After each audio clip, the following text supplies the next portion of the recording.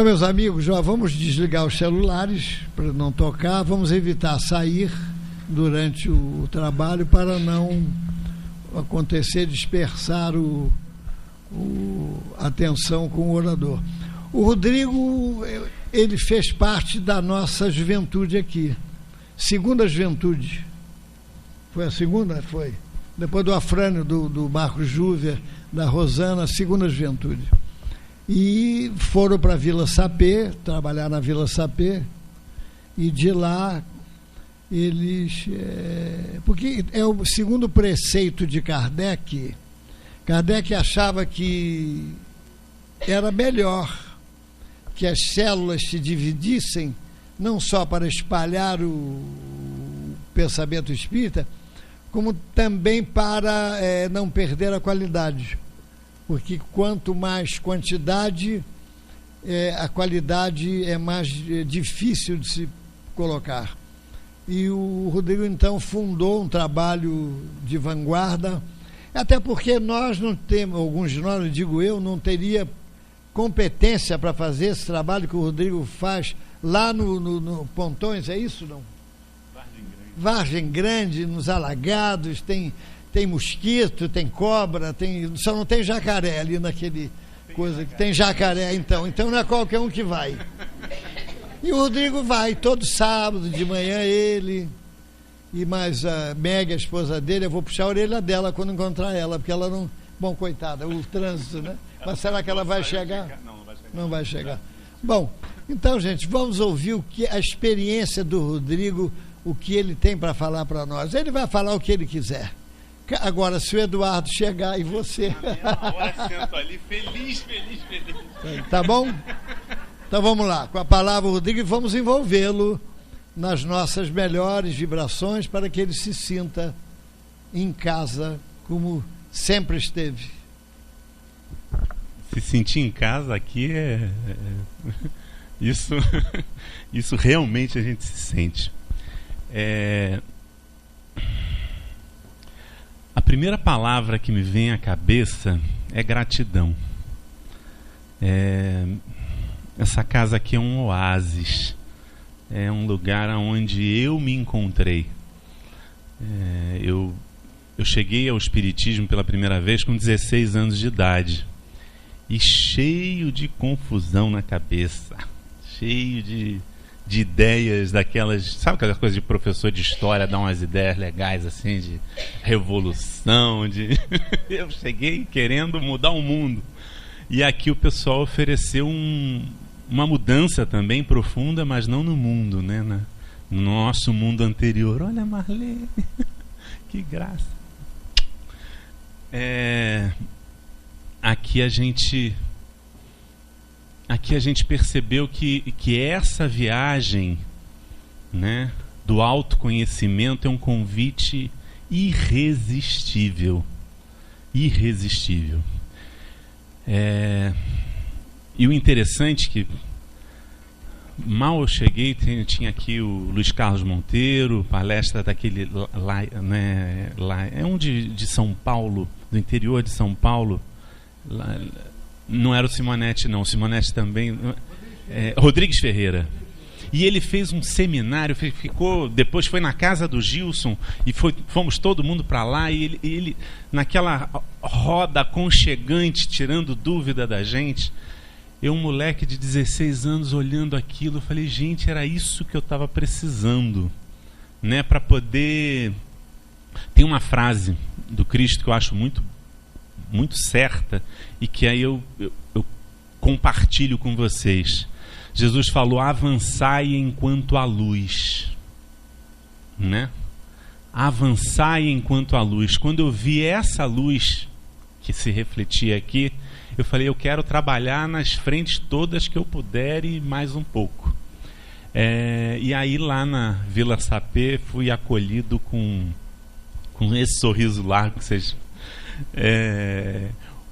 com Paulinho Portugal cantando, hoje a nossa casa está em festa porque você está aqui. Eu fiquei olhando aquilo. Eu acho que hoje a nossa casa está em festa pelo menos eu estou com uma festa aqui dentro do meu coração de rever tanta gente que a gente gosta tanto. E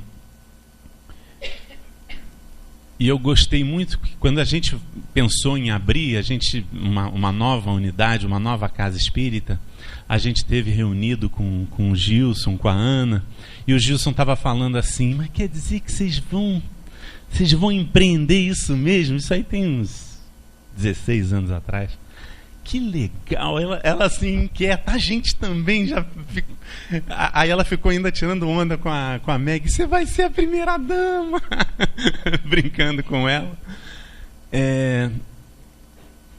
E a gente foi para uma escola, o endereço era Rua Esperança, lá em Vargem Grande, porque a gente não tinha, né, um bando duro, né, um monte de garoto ainda. A gente gosta de estar aqui porque aqui a gente percebe a seriedade do trabalho. Eu estava lendo ali, espiritismo sem estudo é espiritismo sem qualidade. Aqui a gente tem estudo e tem qualidade nos estudos que a gente encontra aqui. Por muito tempo meu pai ficava ali na livraria com a Niusa. Quando eu reencontrei a Niusa agora foi uma explosão de alegria, porque não é todo lugar que logo de entrada o pessoal já te recebe com um sorriso tão largo. Porque quando a casa cresce, é natural que de repente o Gilberto, o Gilson, que a equipe de repente não consiga às vezes saber os detalhes, né, conhecer, chamar a pessoa pelo nome, mas o sorriso aqui é oferecido em larga escala. E o Gilson naquela ocasião falou, olha, bota o nome de lar, não bota de casa não. A sugestão dele, bota o nome de lar, porque lar é onde se encontra a família, né? E a família tem a ver com aconchego, que é o que cada um de nós procuramos incessantemente nas nossas relações. Francisco de Assis, que o nosso lar de Clara e Francisco, ele dizia que os seus discípulos, um tinha que cuidar do outro como a mãe cuida de um filho.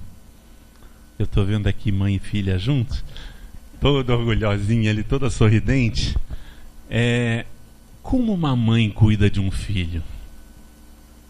É desse jeito que a gente quer ser cuidado e desse jeito que a gente tem que empreender o amor que está na gente. Porque esse é um amor que não mede esforços. É um amor que vai além, que não fica contando se são 490 vezes, né, do perdão que você estava mencionando. Não fica... Quantas vezes a criança pisa na bola, né, o nosso filho pisa na bola, e a gente está de novo ali, ó, sempre junto, oferecendo a disciplina e oferecendo também esse amor incondicional. Me passou também pela cabeça, porque a gente está agora num momento bem... A gente está lá estudando educação e espiritismo. E aí tem um livro lá do Herculano Pires, tem um livro da Doreen Country, tem o pessoal com a proposta de sacramento, e a gente está querendo estudar isso profundamente para poder ver qual é o caminho que a nossa casa vai estar escolhendo. Me passa assim com uma clareza muito forte do quanto que esse espírito luminoso que é Eurípides de Barçanufo. Tem uma frase dele que eu me lembro, eu guardo ela comigo como se fosse um compromisso, que ele diz que o educador só consegue sinalizar até onde ele já foi. Se a gente ainda não foi, não tem como a gente sinalizar. E muitas vezes eu me sinto como cego guiando cegos, sabe como é que é? Porque quem assume o compromisso de estar aqui abrindo a casa e falando, né? A gente volta e meia se percebe escorregando nas mesmas coisas que, caramba, a gente não... O Paulo de Tarso, ele falava o bem que ele queria, ele não praticava, e o mal que ele não queria, ele acabava escorregando e fazendo também. Então a gente se pega nesses momentos o tempo todo. Mas o importante é estar com esse compromisso e com essa lembrança de compromisso com a qualidade, com compromisso com o estudo, para que a gente não se esqueça. Para que a gente não se esqueça de que a gente tem... Eurípides em algum momento falou assim, ó, vai, vai que lá vai ter um grupo que vai te receber, que vai te fazer, vai te dar o braço amigo, vai te dar o sorriso aconchegante, que vai te ajudar a transpor esses momentos difíceis que a gente toda hora a gente tá tropeçando, e agora o Brasil está em crise, né? Quantos aí não já perderam emprego, ou conhece, eu tenho parente que tá vendo nuvens densas. E aí eu lembro da música aqui da Angelina com coral, olha ela ali também. Depois da borrasca, né? Depois sempre vem vence a fúria que te invade. Como é que é? Assim no meio. Se a hora é de tempestade, há um novo dia amanhã. Para a gente não entrar em desespero. Porque se Eurípides está lá no plano espiritual e edificou o Hospital Esperança, que é um nosocômio, assim que fala, um manicômio para os espíritas que estão desencarnando muito desequilibrados, porque a quem muito foi dado, muito será cobrado. E quem vai cobrar é a gente mesmo, né? A nossa consciência. Caramba, eu não posso dizer que eu não sabia. Eu gosto de dizer que a gente tem que fazer o bem, como ele estava falando, como é que você falou? Duas coisas, né? Vicia. E a gente vicia e dá prazer. Vicia e dá prazer. Fazer o bem, eu adorei. Essa eu vou repetir lá. Vicia e dá prazer. Esse é o vício mais delicioso que existe. É o vício que nos faz bem. Eu estava falando, essa semana a Meg fez uma salada, sabe daquelas que o pessoal brinca dizendo que salada, se fosse bom, fazia rodízio, né? Ninguém vê. Mas ela fez uma salada boa, que eu falei, caramba, esse negócio é bom e faz bem, que é raro, né? Tem um monte de coisa que é boa que não faz bem. Então, como é bom quando a gente encontra alguma coisa assim, que é boa e faz bem. É boa e faz bem. A casa espírita está nesse rol. É bom e faz bem. Faz a gente Eu costumo brincar dizendo que a casa espírita, a doutrina espírita, faz o papel da bússola. Muitas vezes a gente vai se perdendo nas matas da vida, e quando vem aqui, opa, peraí, o meu norte é esse. De vez em quando a gente vai para o norte magnético, né? E aí é bom ter alguém com a bússola mais afinada que a nossa, para a gente poder realinhar as nossas diretrizes, realinhar o que eu vim fazer aqui. Eu tinha um mineiro amigo meu que falava oncotô, oncovô. Oncotô, quer dizer, onde eu estou e para onde eu vou. Porque se hoje, de repente, eu piso na bola de vez em quando eu perco a sintonia que eu tanto desejo, ok, isso é o que eu sou. Mas eu quero ser assim para sempre? Está na hora da gente amadurecer o nosso amor. A gente ama, sem dúvida alguma, mas está na hora de amadurecer esse amor. Um amor amadurecido não é mais aquele amor egoísta, aquele amor cheio de vaidade, porque a minha esposa, olha como é que ela é linda, e está falando só do corpo. Porque o corpo, com o tempo, não vai ficar mais lindo. A gente até diz que mas não é exatamente. Da mesma forma, ela mente pra gente, a gente mente pra ela e tá tudo certo, né? Não é, mas não é assim. É aquela... No Evangelho de Chico Xavier diz que tem umas mentirinhas que são evangélicas, né? Ele não usa a palavra evangélica, não. Tem mentira que não tem o peso, né, do pecado. Não, consola, né? Consola. Difícil é a gente ter a maturidade para a gente perceber quando que a gente pode falar, porque a verdade é como se fosse um diamante, né? Quando ela é atirada, ela machuca como qualquer outra pedra, mas se ela é ofertada, aí tem o seu valor, e marca, né, o momento. Um diamante sempre é símbolo, né, de riqueza, de beleza. E as verdades da vida são assim também. A gente tem como estar lapidando e oferecendo para as pessoas. O Chico tem um caso que eu acho lindo. que é um senhor, um espírito bem alcoolizado, né? O espírito alcoolizado chega e ele olha ali, aí ele fala: ô Chico, eu sou da tua equipe. Ele: ah, meu amigo, que bom, pode chegar. Ele: ah, você não está levando fé em mim, não. Eu sou da tua equipe, sim.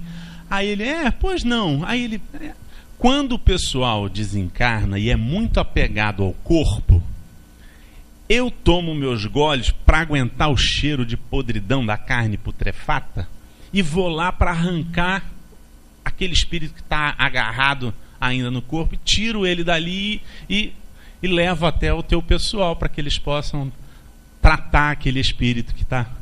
Aí o Chico fala: abençoados seus goles. Abençoados seus trabalho. Era o que aquele espírito tem para oferecer nesse momento, é isso. E ele está ali para ajudar. Ele vai descartar essa ajuda? Não. Bem, quando eu desencarnar, o senhor vai ter muito trabalho. O Chico falou para ele. Isso está no Evangelho de Chico Xavier, que é um livro muito interessante. A gente lá está estudando lindos casos de Chico Xavier. Porque a gente estava estudando sempre o Evangelho, todo ano o Evangelho. A gente falou: vamos pegar um Evangelho na prática, que é os lindos casos de Chico Xavier. É o Evangelho posto em prática por alguém que a gente aqui teve a sorte, né, em algumas dessas caravanas que saíram aqui do Eurípides, a gente teve a sorte. E nesse momento, eu me lembro quando eu era bem jovem, estava lá com o Chico, e o Chico já não tinha, as pernas dele já não funcionavam mais, né? Ele ficava ali sentado, e aí estava na hora de... Só que o povo que estava lá era um povo mais idoso, e eu devia ter meus 20 e poucos anos. Aí: ajuda aqui. Eu falei: claro, na mesma hora. E o Léo estava lá também nesse dia. E no que a gente chegou perto, ele fez uma piadinha. Ele falou assim: as minhas pernas já me levaram para muitos lugares, agora sou eu que as levo. Aquele sorriso, né? Levando sempre a vida com bom humor, né? A gente quando chega nesse cantinho aqui, a gente lembra que a gente não está aqui num parque de diversões. A vida tem para oferecer muita diversão, sim. Pedagogicamente falando, a gente percebe que quando a gente tem prazer no aprendizado, aquilo fixa mais na memória. Só que invariavelmente a gente escolhe, porque é aquela coisa, a dor vem. Se a gente aprende a lição que aquela dor tem para oferecer, não necessariamente o sofrimento vem junto com a dor. E aí a gente tem o caso, por exemplo, de Fabiano de Cristo, com erisipela nas pernas, queimando em fogo, ali no centro da cidade do Rio de Janeiro, no Mosteiro de Santo Antônio. Lá Fabiano de Cristo tem como patrono espiritual esse porteiro dali, no Largo da Carioca. E ele ficava ali na porta, oferecendo a aguinha, a água fluidificada que a gente oferece aqui. Só que ele oferecia isso, naquele tempo, o Brasil tinha holandês guerreando com português, índio, e tudo misturado. Ele oferecia indistintamente para os escravos. E tem um caso muito lindo, que é quando o escravo Fujão vai bater na porta do convento. E aí ele, o escravo ardendo em febre, e ele recolhe aquele escravo e fala: você tá indo para onde? Aí ele: eu estou indo, não sei, eu tenho que fugir do meu senhor. Aí ele diz: não, mas para onde você vai? Eu quero ser livre. Eu quero ser livre. Sim, você quer ser livre para quê? Porque eu preciso de ser feliz. Sim, eu preciso encontrar os meus irmãos. E aí ele fala: em qualquer lugar que você estiver, todos sempre somos irmãos. E com o tempo ele vai conversando com aquele escravo, mostrando que a oportunidade que ele tinha aqui no Brasil de estar construindo uma nova pátria e de estar servindo com sangue, com suor, com lágrimas, mas servindo a Deus. No final das contas, ele recolhe e leva de volta aquele negro para o patrão e diz para ele que ele recolheu ele ardendo em febre e que agora devolvia ele em sã saúde. Eu fico imaginando, porque retornando agora o Rodrigo, que tinha 16 anos, que chegou aqui pela primeira vez, eu ia achar essa história um absurdo. Como a igreja, de novo, mais uma vez, a serviço dos senhores. E a gente vê o quanto que é mais profundo o ensinamento. Uma vez eu vim fazer uma palestra aqui e fiquei falando de um monte de... E no final o Gilberto me chamou: Rodrigo, eu acho que quem vai na casa espírita não está tão interessado assim de ficar vendo essas questões políticas. A pessoa, quando vem na casa espírita, está buscando consolação. Você usou essa palavra, consolação. E eu fiquei imaginando, eu fiquei refletindo o que é consolação. Porque a doutrina espírita é o consolador prometido. E é isso que a gente tem que oferecer.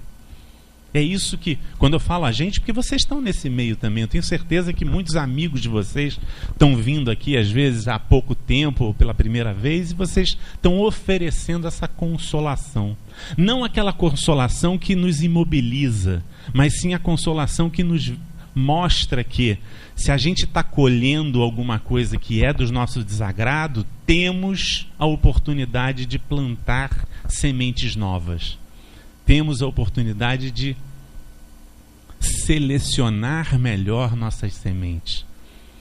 Eu gosto muito na psicologia do que o pessoal chama de terapia cognitiva comportamental. Eu não sou psicólogo não, tá? Mas o que é a terapia cognitiva comportamental? Ela vê as nossas formas de interação, né, do nosso comportamento, e traz isso para a cognição, para a razão, para a gente entender como a gente está se procedendo nas nossas relações. E muitas vezes a gente está se relacionando de uma maneira disfuncional. Ou seja, marido falando alto para a mulher e a mulher falando alto para o marido, e a criança ali às vezes assim, né? Aí sobra para ela de forma disfuncional, ou seja, não produtiva. A gente tem a oportunidade aqui de refletir de novo. Não, peraí. Desta forma, me relacionando desta forma, o resultado não está sendo a felicidade que eu vim buscar. E quando Jesus fala avançai enquanto a luz, e aí eu lembrei do Gilberto ontem, estava declamando uma poesia que eu fiquei assim, eu ainda tenho que aprender esse negócio. Para Meg, para minha mulher, olha só. Mas não tem perigo, né?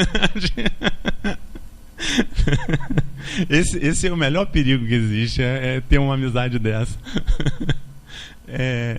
O que acontece? Quando a gente enche a nossa vida de poesia, quando a gente enche a nossa vida com esses momentos onde a arte fica presente, onde o esporte fica... Porque agora eu olhei para o... Aí eu lembrei do esporte automaticamente, Roberto. Porque é gostoso. É gostoso demais quando a gente enche a nossa vida de arte, de alegria, de brincadeira, de uma brincadeira sadia. O Alan Maia, que muitos de vocês conhecem, ele trabalhava numa rádio. E ele inventou aquela... Fala sério, que todo mundo fala. Fala sério. Foi ele que inventou esse negócio. Tinha um programa chamado Fala Sério. Ele tinha uma rádiozinha pequenininha aqui na Curicica. Alguém da Rádio Cidade escutou ele falando do programa, riu de montão com ele na rádio, chamou ele para a rádio.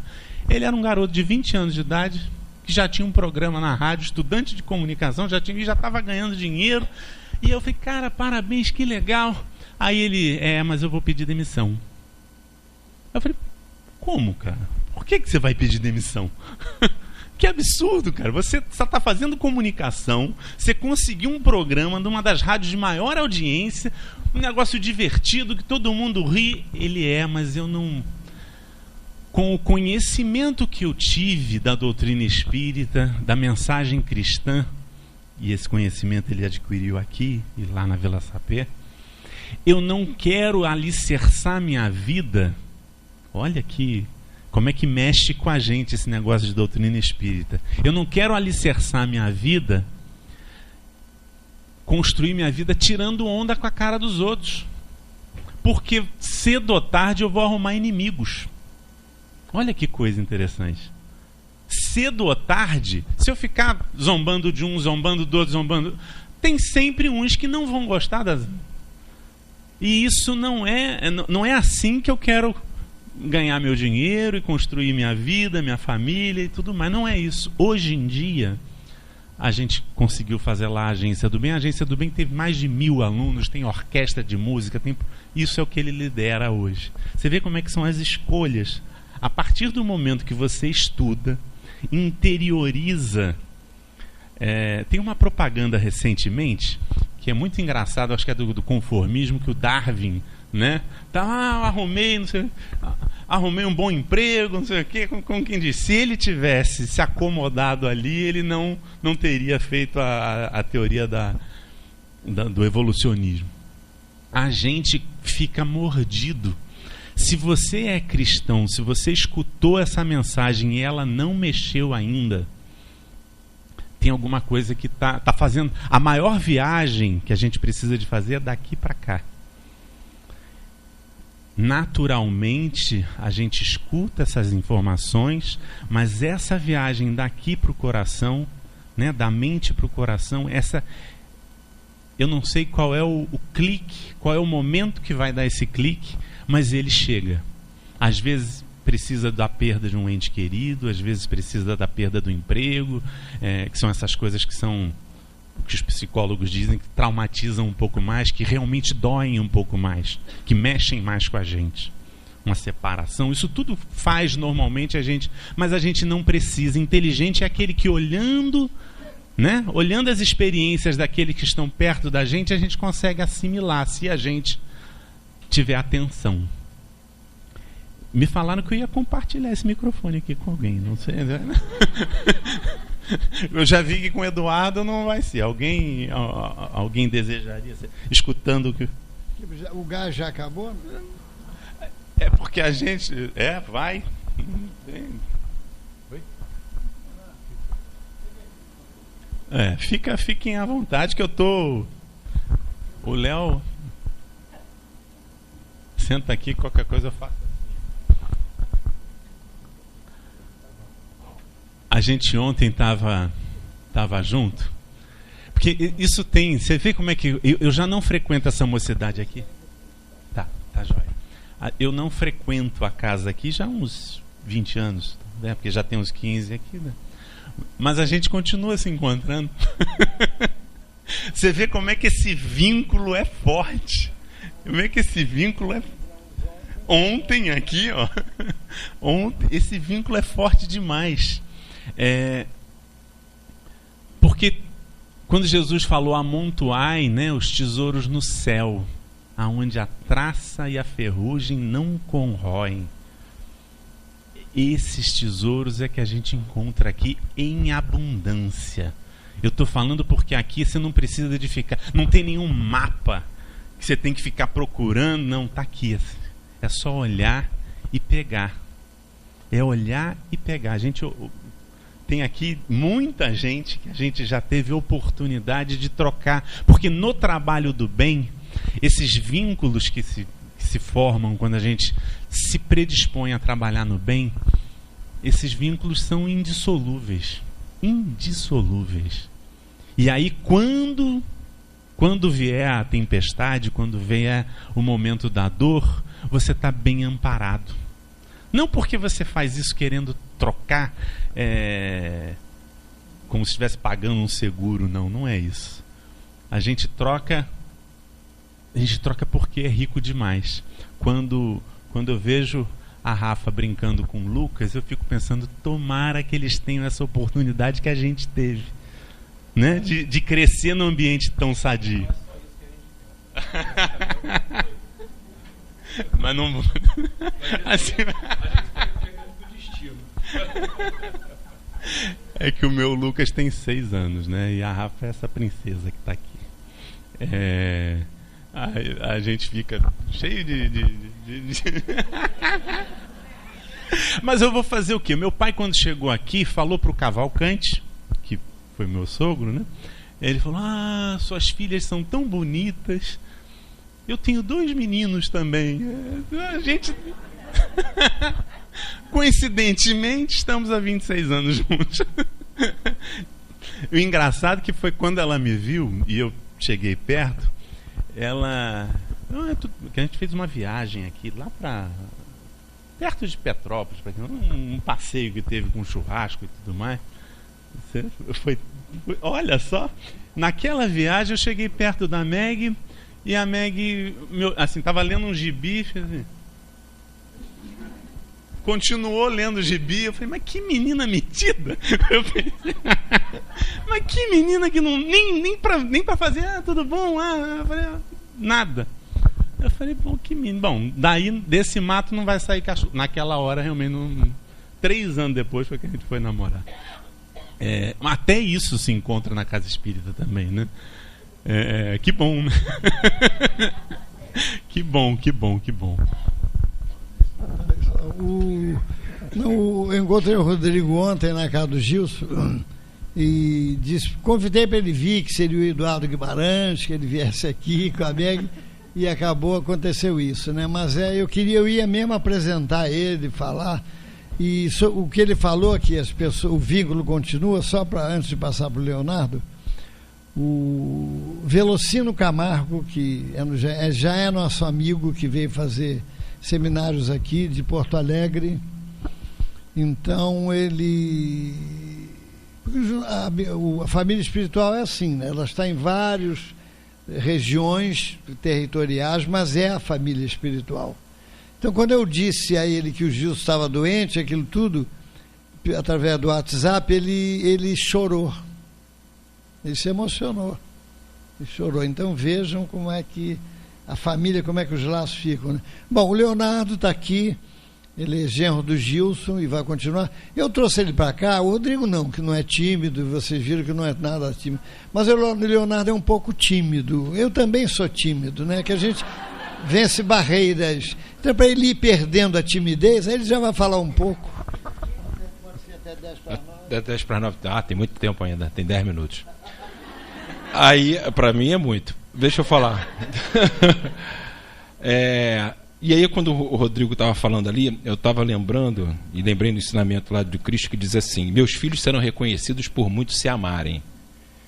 E essa semana eu falei isso, a gente comentou isso na nossa reunião de estudo, na quarta-feira, que a Casa Espírita Eurípides Barçanufo é um diferencial, porque eu acho que todo mundo, quando chega aqui, percebe quase que palpavelmente a fraternidade que existe aqui dentro. É lógico que a gente cria vínculos, né? A gente pode ter vindo de outras casas espíritas, a gente vai na busca desse conhecimento, né? Do que saber o que a gente é, para que eu estou aqui, qual é o objetivo da minha vida. A gente vai a N casas espíritas e a gente encontra uma. Mas muito difícil aquele que não passou por essa casa, ou que passou por essa casa e não percebeu esse diferencial da fraternidade.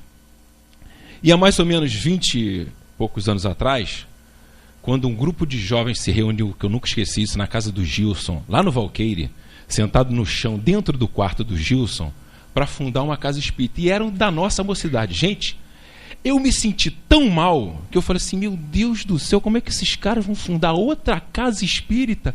O que está faltando dentro do Eurípides, que eles vão buscar montar uma outra realidade dentro de uma outra localidade, enfim. Hoje eu percebo, mas também Cristo diz que o bem deve dar frutos, gerar frutos. E isso a gente vê hoje aqui. Quando a gente fala numa casa espírita, no Sentimento, que está lá em Vargem Grande, porque para mim ali tudo são as Vargens. Em Vargem Grande, as outras casas espíritas que daqui saíram, e que o núcleo Chico Xavier, né, que veio atender uma outra realidade, porque a gente hoje está vivendo uma realidade que é difícil, né, da locomoção dentro da nossa própria cidade, e que a gente vai e frequenta lá o núcleo Chico Xavier, o GAPEB, aqui, enfim, o que a gente percebe?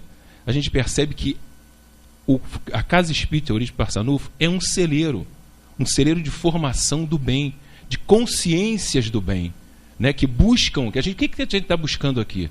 Onde a gente reconhece o verdadeiro espírita? Kardec já disse lá, reconhece o verdadeiro espírita pela sua transformação moral. É lógico que se eu perguntar a todo mundo aqui, todo mundo tem um casinho de transformação moral que já está vivenciando, que já há alguns anos atrás fazia e hoje não faz mais. E outros que faziam, continuam fazendo, mas há algum tempo atrás aquilo não incomodava. Hoje em dia já incomoda. Então já é o processo da evolução. E mais, pelo esforço em domar as suas más inclinações. Quem está nesse barco, levanta o dedo. Esforço em domar as más inclinações. Somos todos nós que estamos aqui nesse salão, estamos nesse esforço. A gente está buscando isso. E essas idas e vindas na casa espírita são essenciais para a gente que possa manter essa chama viva, né?